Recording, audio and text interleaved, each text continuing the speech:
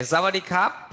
Good morning, dear members and dear guests. Welcome to our, actually very first GTCC webinar of 2021. And we are delighted to today team up with Constant Energy on the topic of green energy at no cost and savings for industrial and commercial customers, the corporate PPA market in Thailand. The regional headquarters of Constant Energy is here in Bangkok, and the focus is mainly on Thailand, Vietnam, and Malaysia. Today, we have the honor to have the CEO and founder of the company, Mr. Frank Constant, here with us. And he will share with us some more intel on the commercial and industrial sector here in Thailand. And I'm proud to welcome today, hopefully in the next couple of minutes, then around 40 participants to our webinar. I would say a very great turnout for this session here on a Tuesday morning. As we are witnessing, there are big projects going on in the solar sector today here in Thailand. Looking at solar floating projects, we have solar farm projects for industrial zones in the EEC, or even big solar rooftop projects for manufacturing companies reaching 3, 4, sometimes even 5 megawatts. These projects will not only help the companies to save costs in the long run, but also, of course, help to offset CO2 emissions. Speaking about environment and sustainability, let me also use this opportunity to inform our audience today on the upcoming renewable energy projects of the German Thai Chamber of Commerce. So first off, we have a virtual fact-finding mission to Germany on sustainable energy supply and infrastructure in cities, which will happen from March 9 to March 11. And we also do have a virtual conference coming up on biogas technology solutions on March 16. So if you want to put that down in your calendar, and if you are interested, please feel free to contact us. On this note, I would like to thank again our member company, Constant Energy, for contributing today. And I wish all of us an insightful session. Thank you very much. Khop kun krap. Thank you, Marius. Good morning. Sawadee Krap, everybody. Welcome to this webinar. I would like to introduce my CFO, Marcus Ganterer, and I'm Frank Constant. I'm the CEO of Constant Energy. We are based in Thailand, where we have been operating as a solar power producer for now 8 years in 2012, as a brief introduction. Today we would like to present to you what it means. We are witnessing a revolution at the moment in solar power, in renewable power, in terms of cost savings. And the cost of this sector has dramatically gone down, and this is trickling down to manufacturing clients now all around the world, in particular in Thailand. And we'll go into the detail, and I think Marcus will be able to also answer questions in terms of the bottom line for manufacturer and customer, what it means. And I'll cover more the market and the way to arrange this type of contracts. Just a brief introduction also who we are. As mentioned, we've been in Thailand for a number of years. I've been in Thailand for over 20 years in various power businesses, and now for the last 8 years mainly in solar. We develop and own and operate solar plants in Southeast Asia, and we basically invest long term. Our people operate the plant for 10, 20 years. Our team is based in Bangkok. Our company is headquartered in Bangkok. We have 25 people now in Thailand, growing quite rapidly. And we operate in Southeast Asia, in Vietnam and Malaysia right now, and possibly expanding later on. And we've invested about we probably have invested in the last 8 years about $50 million from our own money and banks' money into the solar sector in Thailand. And we plan to invest another $100 million in solar facilities in Thailand in the next 2 years. Just a few pictures to give you a picture pays 1,000 words, so you can see some of the plants we've done, some of the older plant on the left, which is ground mount, and some of the corporate, what we call corporate PPA, corporate power purchase agreement based plant, where we supply power long-term contract to industrial clients around Thailand. The agenda for today is we oversee the corporate market, both internationally, the global trend, as well as what's happening in Thailand. Number two, we'll go into what we call the BOO model, means build, own, operate, which is a model we follow. Number three, we'll go into some more detail on the type of agreements that you can enter into with us or other of our competitor to deploy this solar power projects on your facilities. And then we look at the benefits, and we have about 40 minutes for this presentation, and then 15 minutes Q&A. First of all, the market of corporate PPA. It's a new market. It's a new market. It's a market growing over 30% per year in the last 5-6 years. It's driven by multiple factors, but two main factors. One is cost savings, and second is sustainability and driven by climate change. I used to say, 4 or 5 years ago, if we wanted to do renewable corporate PPA on solar, we could always get in the sustainability manager of companies to sign off, but the CFO would never sign off because the cost was too high. If you install solar on your manufacturing facility, you couldn't make savings. That was 3-5 years ago. Today, the cost of solar has dropped. To give you an idea, when I started in solar 12 years ago, we used to pay $3 per watt for solar panel, $3 per watt. Today, we pay less than 30 cents per watt for the same panel. So it's a times 10 drop in the cost of the main equipment, which is the main cost for solar plants. And that's driven the price of electricity that we can sell to clients dramatically down, especially in the last 4 or 5 years. So cost has gone down for solar, investment cost has gone down. And on top of that, climate change urgency is pushing companies to move to renewable sources of power fast. So some of the leading companies in the world, like Google, Schneider, Nestle, BMW, Tesco, are aggressively pursuing renewable strategies. Here you have some example here. Tesco want to source 100% of its power around the world for all its shops by 2030. A lot of these companies want to go 100% renewable. Some of them faster, some of them slower. So you've got a bit of a different strategy depending on the companies, but the movement is there. The movement is there, and it's a global movement.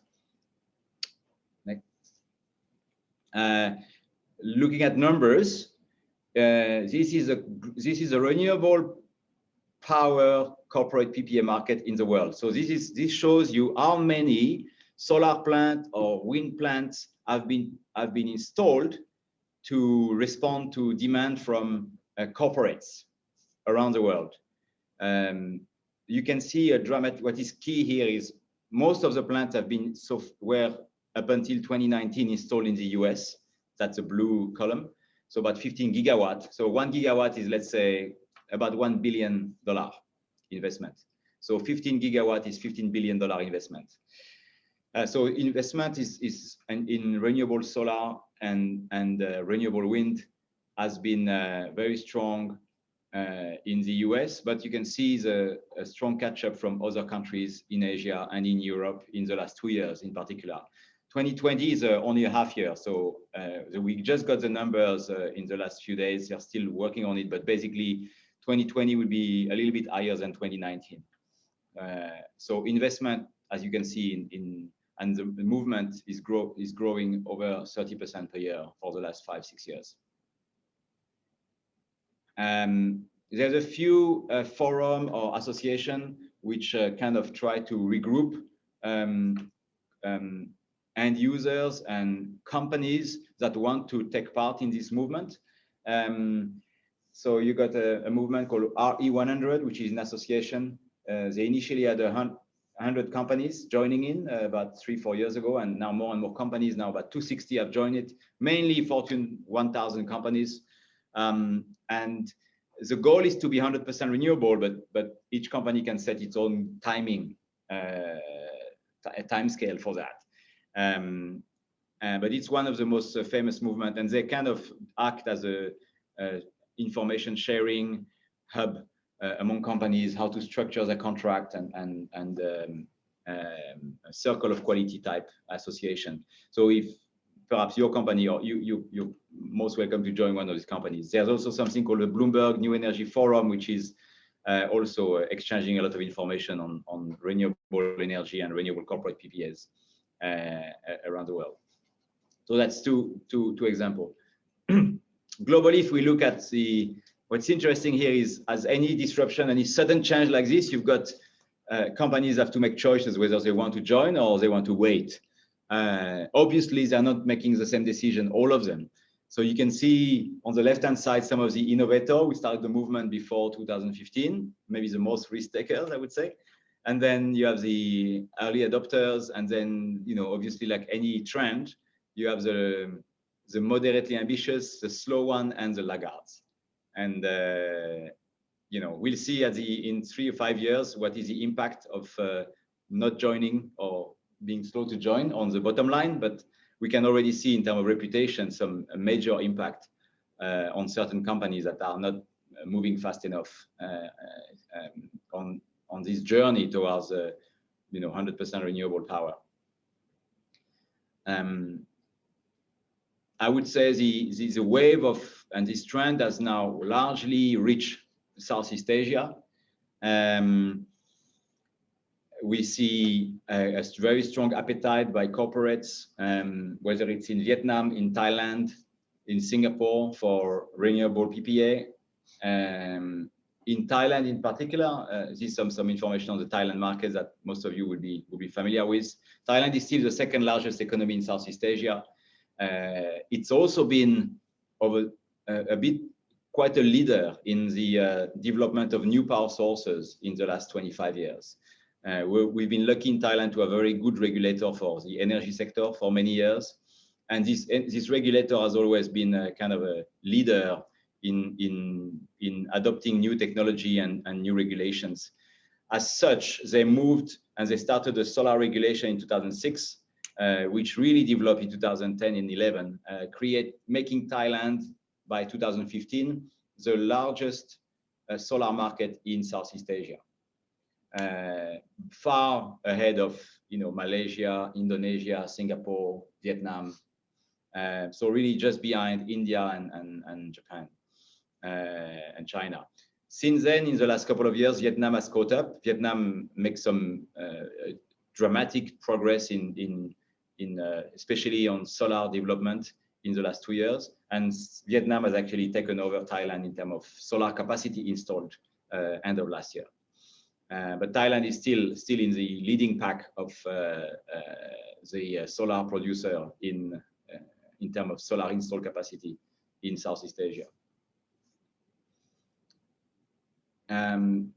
This is some more information on the prospectively what we see will happen in Thailand going forward. The solar revolution is here to stay. Costs keep going down.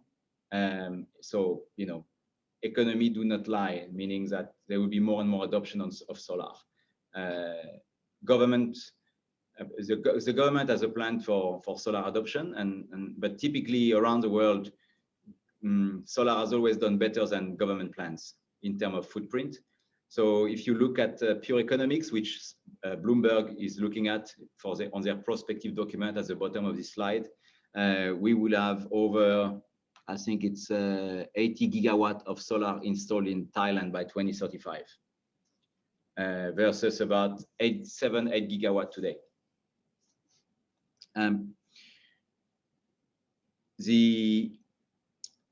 just to show you where this, in terms of structure of the sector, these solar plants are located. So in Thailand, you've got one of the key institutions is EGAT, which controls the transmission and some of the generation of power. Then EGAT sells to PEA and MEA, which is the MEA is for metropolitan area distribution of power. PEA is for provincial. All the provinces are supplied power by PEA. They all buy, both of them buy the power from EGAT. And then you have end users like consumers and industrial customers, like some of you guys are buying directly from PEA or MEA. What you can do now, and what the regulation allows you to do, is to for industrial customers or large commercial customers to buy directly from what we call VSPP or Corporate Ppa generators. Sorry, from Corporate Ppa generator, not VSPP. VSPP sells to PEA.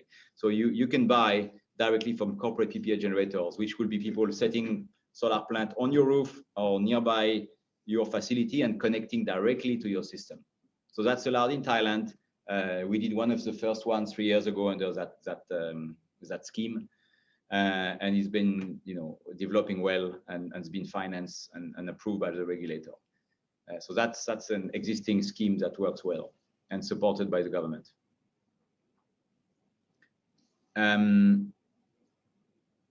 The model for, say, what we call the build, own, operate now is the model we typically organize all the investments for this type of projects. That's the model we operate on. It's not the only model, and I'll come to the other model soon. So the model we operate on is basically we set up our one company which will own the solar plant. That solar plant will be installed on your roof or on nearby land, or floating on a pond that you own, for example. And that solar plant we take care of developing, getting all the permits, getting all the insurances. We design it, we invest in it, we build it, and we will then operate it for 20 years or 25 years. We sell to under this model, the generator, the power generator, us in this case, for example, would sell power on a daily basis to the client and invoice on a monthly basis. For the client, it means it has no investment to make in the solar, so zero cost, zero capex. It gets a discount. You see on the right-hand side the typical type of arrangement. So the blue line is what you would normally pay the utility for power in Thai baht per kilowatt hour, and yellow line is what we would bill you. So you get, for example, here it's anywhere from 30 to 50%, I would say at the moment, depending on various criteria, savings on the power you buy from the solar. And this would also all the commercial details are encapsulated in a document called Power Purchase Agreement, which is a long-term contract, which typically is 15 to 25 years between the power generator, the SPV, and the client on the other side. That's one model, how to do it. It's widespread around the world. There's other models to do it where we would you could get also a fixed tariff. Instead of having a discount to the power price from the utility, you pay a fixed price every month for the power received, and the generators guaranteed a minimum amount of power yearly. Another way is to self-invest, and for companies who have cash available, industrial companies who have cash available, some of them prefer to self-invest in their own solar plant. So they need to bring in obviously all the skills and expertise to make sure they don't overpay for the capex, and they don't they can maintain this plant and control this plant properly during the development stage, the construction stage, and the operation stage. I would say the movement now is really, if you can go back to the previous, the movement, we used to have a lot of capex, a lot of industry doing it by themselves because they couldn't find service provider. I think the movement in Thailand is much more now, especially also due to COVID and lack of cash of a number of, or wanting to preserve cash for core business. Many companies are moving to BOO model, like the one, which is the one we actually operate under. This gives you an idea, and we'll send you this presentation after, but this is different steps of a typical project, you know, from development, agreement on a commercial proposal to project design, or getting all the permits. You know, it's power business, like solar business. It's very much a permit intensive business. Before you can build anything, you need a lot of license, and you know, we have full rooms full of paperwork and licenses before you can actually build as one of those solar plants. And then we build the project and operate it for 20 years. This gives you an idea on how long it takes in Thailand from start of development works, how long it takes for you to actually, as a customer, to get the power. So typically I would say about 12 months all in from the time you make the decision, with probably about 5 to 6 months to negotiate all the detailed contract. We do permitting in parallel, and then about 3-4 months for construction of the project and operation. Now moving on to the power purchase agreement, which is the model that is, I would say, most current in Thailand at the moment. We come back to this model here. What are the key terms that you will see there? For first, you will have to commit as a client for 15 to 25 years to buy the power from that solar plant. But typically, keep in mind that when you put a solar plant on your roof or on your pond, unless you have a lot of space, which is often not the case, you know, I'm talking tens of hectares. No, most of the companies or factories have limited space because they're in industrial estate. So you don't have so much space. So typically, if you put it on your roof, most of our clients will only be able to cover about 20 to 30% of their power demand, right? So our power price that we can offer you is much lower than the grid price.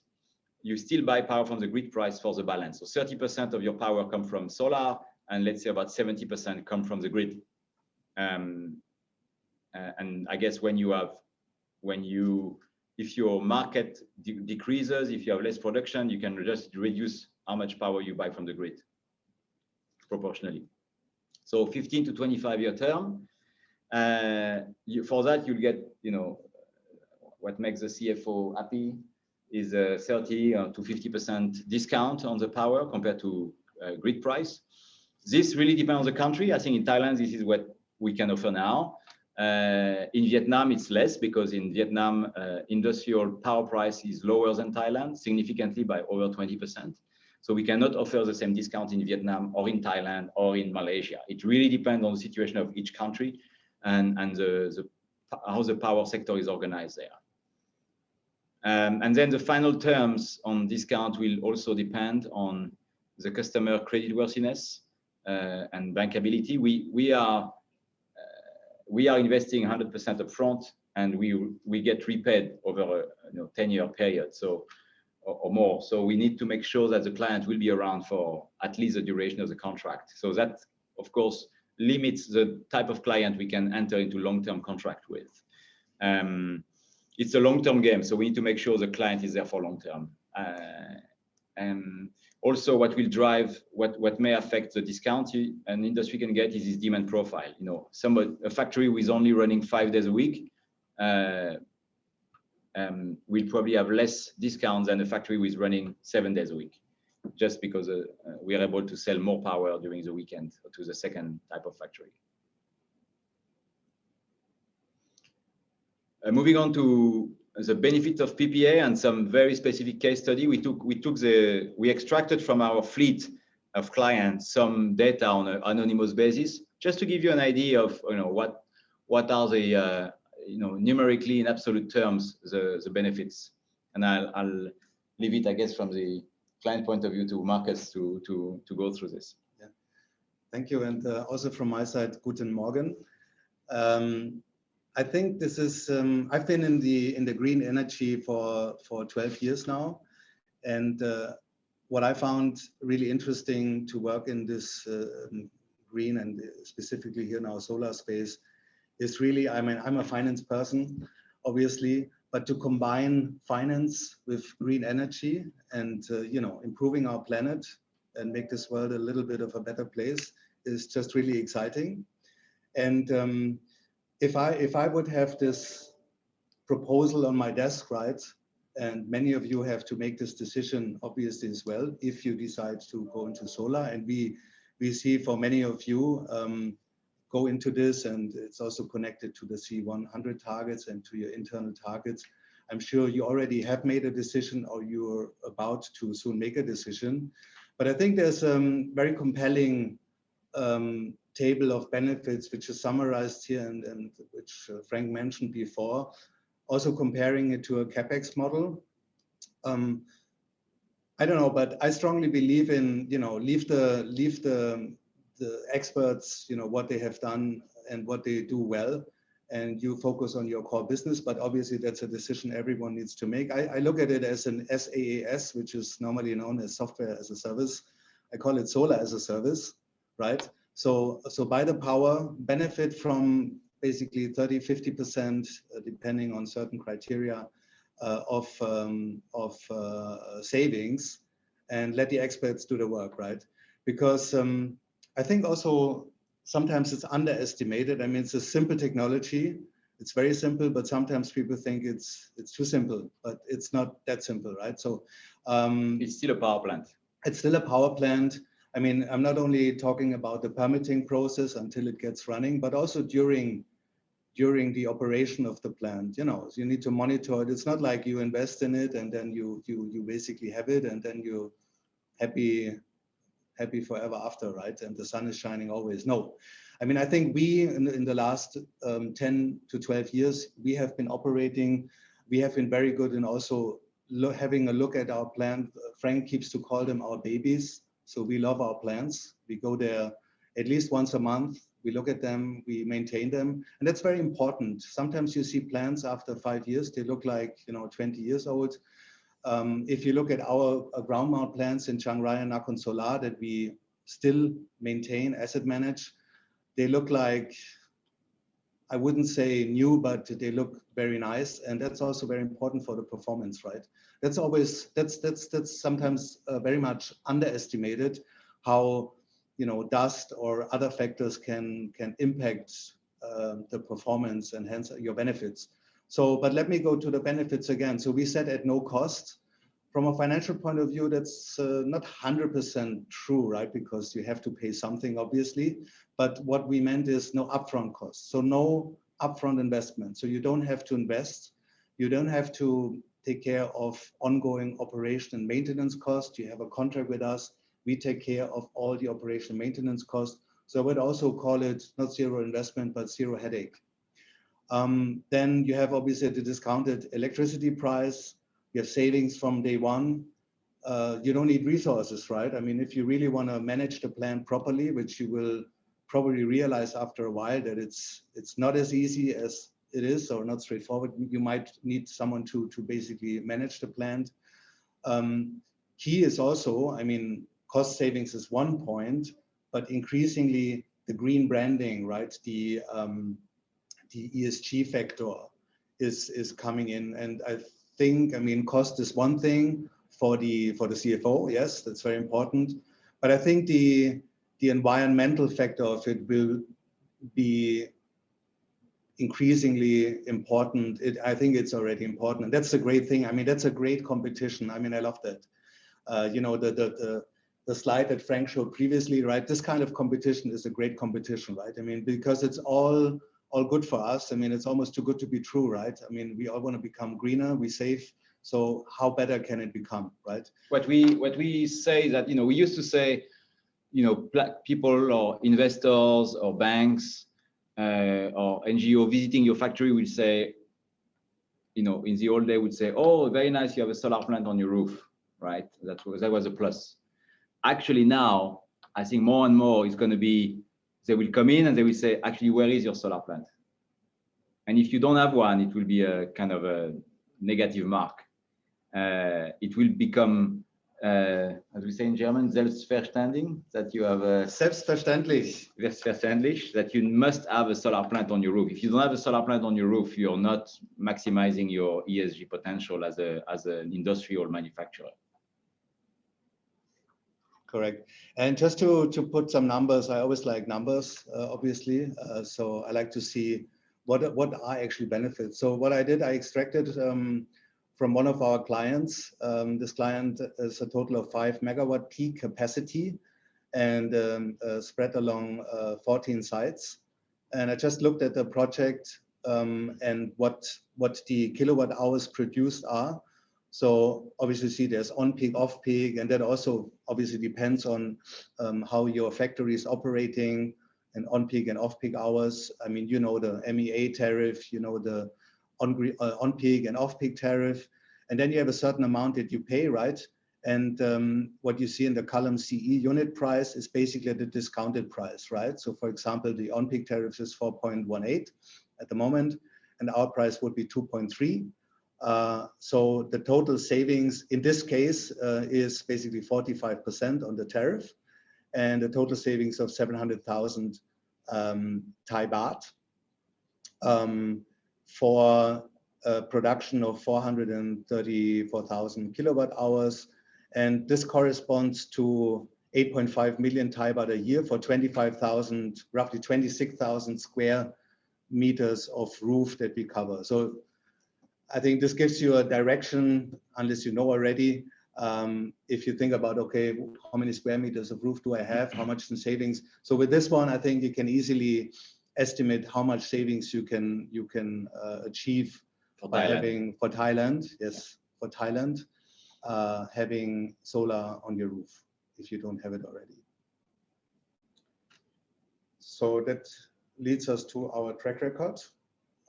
Maybe some of our main clients. Yes. So just to give you an idea, some of our clients we have in Thailand or in the region. So we have typically 1,000 companies, and then large Thai companies constitute probably 90% of our clients.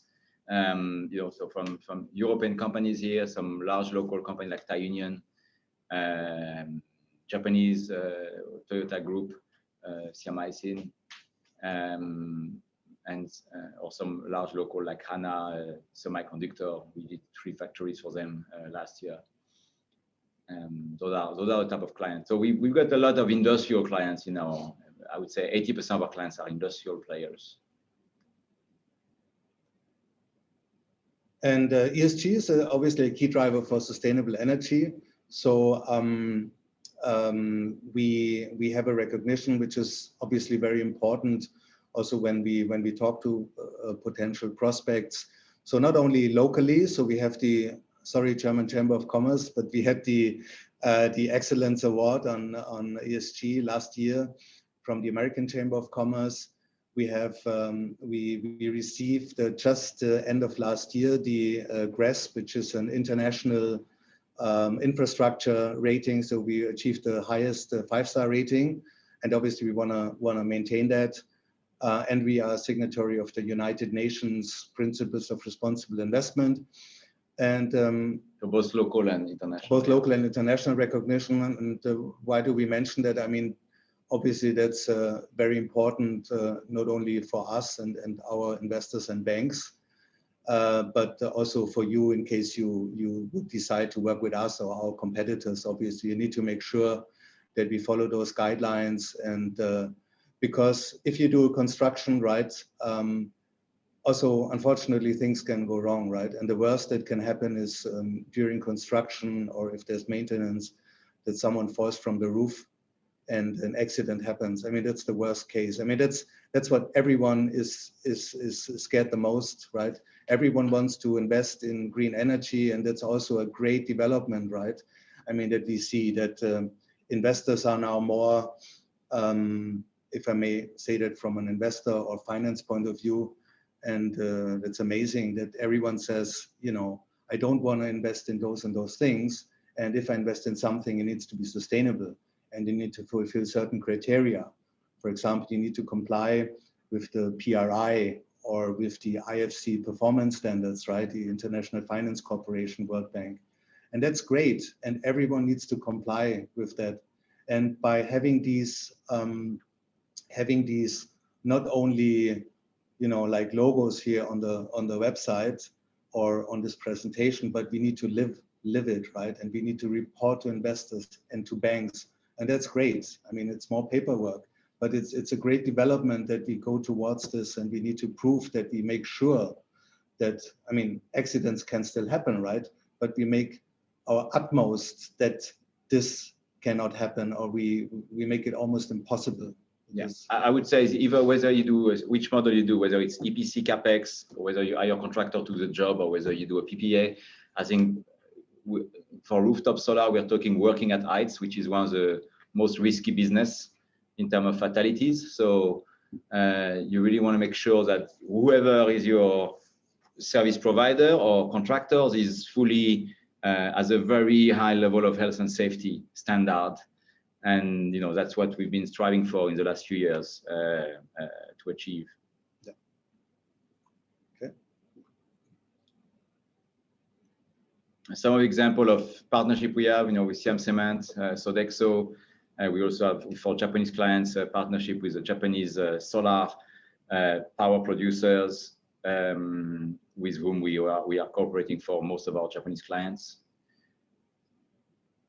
That's some of our portfolio pipeline of project in Asia. So not only Southeast Asia, but some also in Northeast Asia. And we are coming to the end of the presentation. So we've left some time for Q&A. We haven't talked about some other kind of adjacent topic like battery storage or regulations or REC, you know, renewable energy credit. If there are some questions around that, happy to try to answer them. I think we have also some questions from the team, from the audience. So if you can give us a few seconds to take a look at that.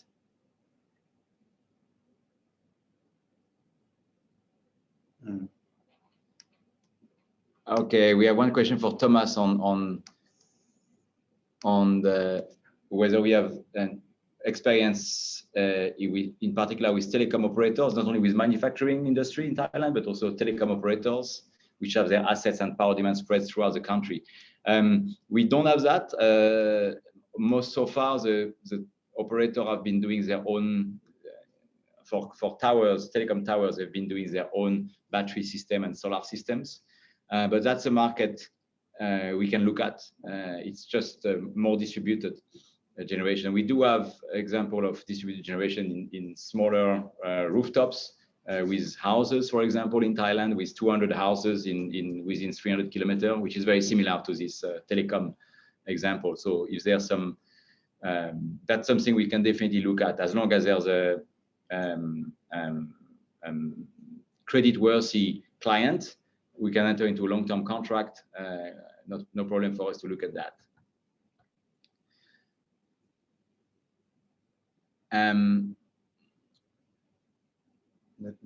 We have another question for another Thomas Hunt, about if we have project with net metering in Thailand, and what's our opinion on this net metering scheme.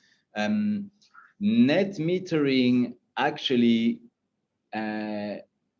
is for corporate PPA is not yet allowed in the general regulation. There is some pilot projects happening in Rayong that we are aware of on a very limited area where they allow net metering. Just for everyone, net metering is basically if we have a solar plant under current regulation and selling to a corporate client.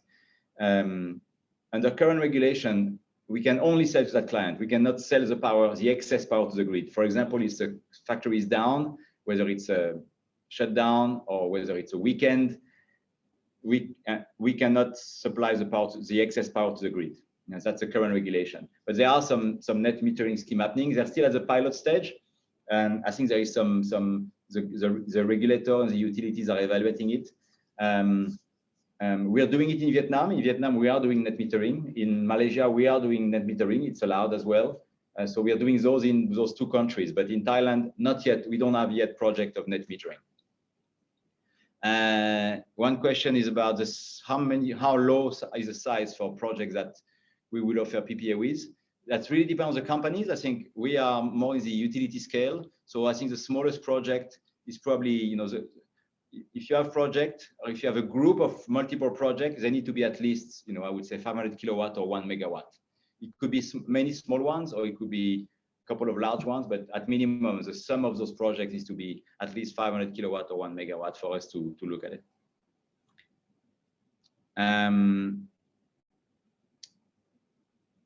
Yes, John. So I see your rooftop is 4,000 square meters. So I think we can certainly do. If you look at the slide, the slide that Marcus showed, that will give you an idea of the production we can get. That's, I think, slide number 21. So that's 25,000 square meters. I think your roof is 4,000 square meters. So just doing a division, you can. We can certainly look at that, John. John Hart.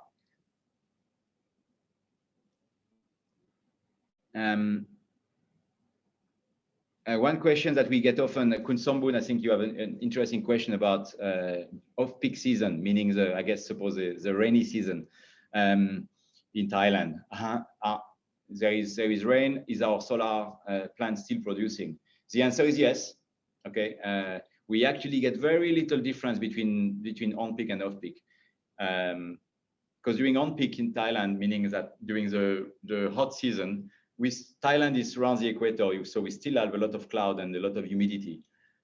So I would say there's the difference between dry season and rainy season is only about 20% output. So the output of the plant only dropped by 20% on average on a month-to-month basis. So it's very stable, and much more stable than what we see in Europe, for example, in temperate climate, where during winter the output dropped to like by 60 or 70% compared to summer. Oliver, I think, has a question on power storage. I think this is a battery storage. We can actually we are doing a project right now on Kopangan. We got the license from the government to do a large storage project there on this island to basically store power for where it's needed in the evening. So we're working on that project. For manufacturing, certain manufacturers ask us to install and look at installing solar storage, where we install solar panel and we install battery to increase the total generation of the site, and so that they can use power during even when the sun does not shine. So that's more expensive. The discount that we can provide compared to the grid will obviously be lower, but it will allow you to get more power. So that's something that I expect is going to grow in the future. I think that the future is probably solar or wind together combined with battery in order to cover a larger period of time to supply industrial customers.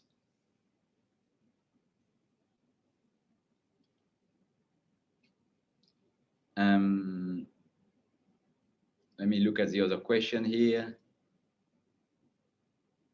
I think Kun Pam has a question on the cost that customers save, and are we deducting the maintenance cost already? Yes, the answer is yes, Kun Pam. The figure we gave you, the indicative figure we gave you, that's all in, meaning that the maintenance cost is already included in that. So it's all in for the customer, all in cost for the customer savings.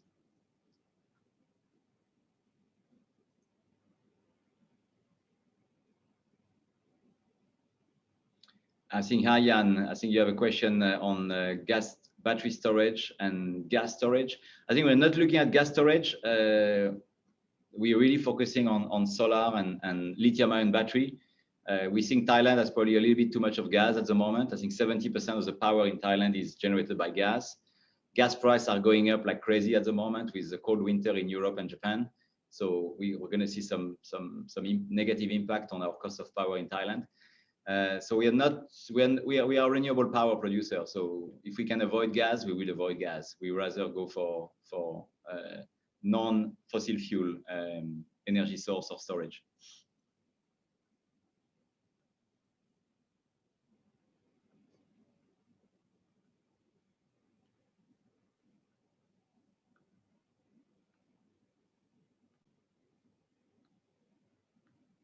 Okay, so we have a question from Oliver on battery storage. Let me just read it. Battery storage is only used when the installed solar capacity is more than the customer consumption, or if the factory doesn't work 7 days a week. Correct. Yes, I think that's correct, Oliver. Yes. That will be, in our view, one of the main mode of operation of the battery, and where it will be makes the most sense economically.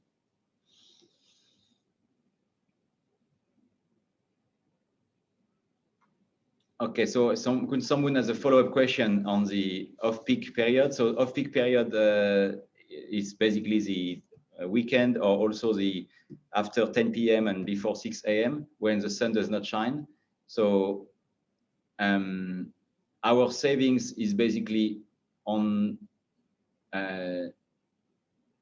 we produce only during peak time, obviously, or off-peak time during weekends. So our savings are calculated based on the day during the daytime, because the solar plant would typically start to produce around 7 a.m., 6:15, 7 a.m. depending on the season, and then maximize its output between 11 a.m. and 2 p.m.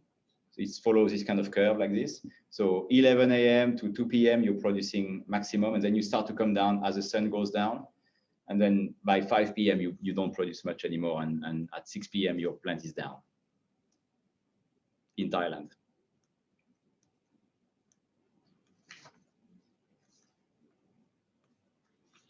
Is there any other question that you will have? Okay, I think we have quite a conclusive and very active round of open Q&A, and we have a little bit of the time left, like around 10 minutes. Is there any final presentation, anything you want to cover, Frank, Marcus, before we close this webinar? I would say that now is a great time we haven't talked about REC, so that's also battery storage is a new thing. I think it's going to develop dramatically, similar to solar in the next few years. And we're already taking that into account into our future installation. You also may have heard of renewable energy credit, which is a market where people are willing to buy a renewable energy credit. So beside electricity savings, there is money to be made as well for corporate on this renewable energy credit. So typically we have a model where we share this. When you regenerate your power from solar, you actually create, you get a credit for renewable energy, and you can sell that credit to, instead whoever wants to buy this credit for their own renewable targets. So there's a market for it, and this market is developing, and actually the price has been steadily increasing in the last 2 years in Southeast Asia. And we facilitate that. Yeah, and so obviously we'll facilitate that and make access, give you access to that if you're interested. I would also say that we're at a time in the solar industry and on regulation where it's actually very attractive to move into solar and to install these solar plants, whether you do it by capex or whether you do it with a PPA model, BO model, like we are doing it. I think it's just a great time to do it. And regulation are open, and you have a lot of service provider who can offer you this in the market. Whether you're operational in Thailand, Vietnam, Malaysia, Philippines, Indonesia, there's a lot of opportunity to do that. So I think now is a very good time to, if you have not started to do it, or if you have already started to do it, to look at phase 2 and phase 3. Okay, I see no more question come into the Q&A. Would like to thank you very much on behalf of GTCC to Frank and Marcus. Very fruitful discussion and also good insight into the PPA project type. And I think you could also share the presentation to all the participants later, right? So we will help distribute. And of course, if you would have any more questions after this, then we'll be able to share with you the contact of the speaker as well. Then you could get in touch with them directly. And yeah, thank you very much, everybody, for participating in this webinar. And stay tuned or follow us on our website and also the social media for the upcoming webinar. We have 2 more this week. The one that we co-organizing with the German-Singapore Chambers already closed for the registration. Is on Thursday. And we still have one open also on Thursday in the afternoon. Is the virtual speed networking. This also give you a chance. It's a member only approach. Give you a chance to get connect to the newest member of the GTCC. So you could still make the connection even if right now we cannot really allow to organize the networking events. All right. Thank you very much, everybody. I think this call is a wrap for this morning, and we will publishing this live recording of this webinar as well on our website, and also we're sending you the presentation after the webinar is done. Thank you, and have a good day. Thank you very much. Hey, everyone. Thank you. Thank you. Dankeschön.